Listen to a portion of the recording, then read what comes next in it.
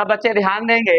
Class 12 physics में जो आपका सेकंड बुक है कुमार मित्तल में, इसमें आपका जो चैप्टर 15 है, इसमें आपके बहुत सारे आंकिक प्रश्न दे रखे थे। लमसम देखा जाए तो 15 दे रखे थे, जिसमें हम लोगों ने पिछली क्लास में 14 तक के प्रश्नों का हल समझा था।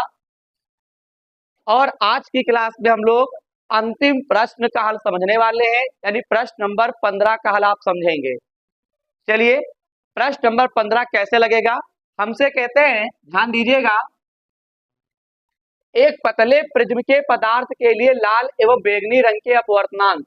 बेटा, लाल रंग का जो अपवर्तनांक आपको दे रखा है NR, 1 पॉइंट आपको 61 दे रखा है। और अगर बैंगनी रंग की बात करते हैं तो NB आपको दे रखा है, यानी 1 पॉइंट आपको 65 दे रखा है।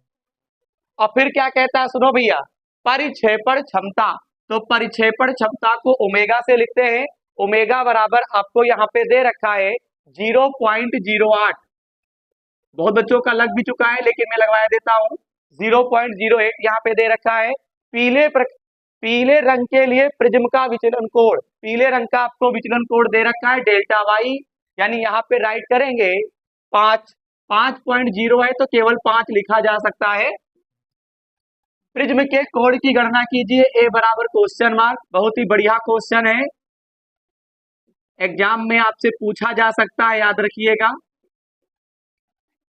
अब इसमें ओमेगा बराबर एक फार्मूला होता है थीटा बटे डेल्टा वाई। सुनिएगा, तो थीटा बराबर भी एक फार्मूला होता है, ए ब्रैकेट में NB माइनस NR। देखिएगा, यहां पे थीटा बराबर होता है एक फार्मूला NB माइनस, ए बाहर रहता है NB माइनस NR। तो यहाँ पे क्या करेंगे, ओमेगा थीटा का मान ए ब्रैकेट में NB माइनस NR और नीचे लिख देंगे डेल्टा वाई।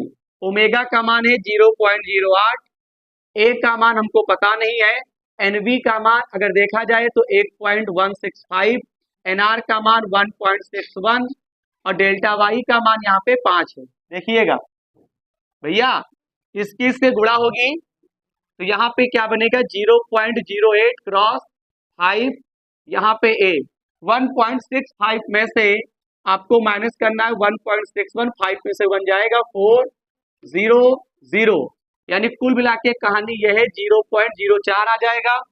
अब ये इसके बटे में आएगा 0.08 गुणे 5 और नीचे 0.04 हटा दोगे, कोई परिवर्तन नहीं। 4 एकम 4, 4 दूनी 8, 2 पंचे कितना होता है 10, यानी 10 डिग्री आंसर आ जाएगा।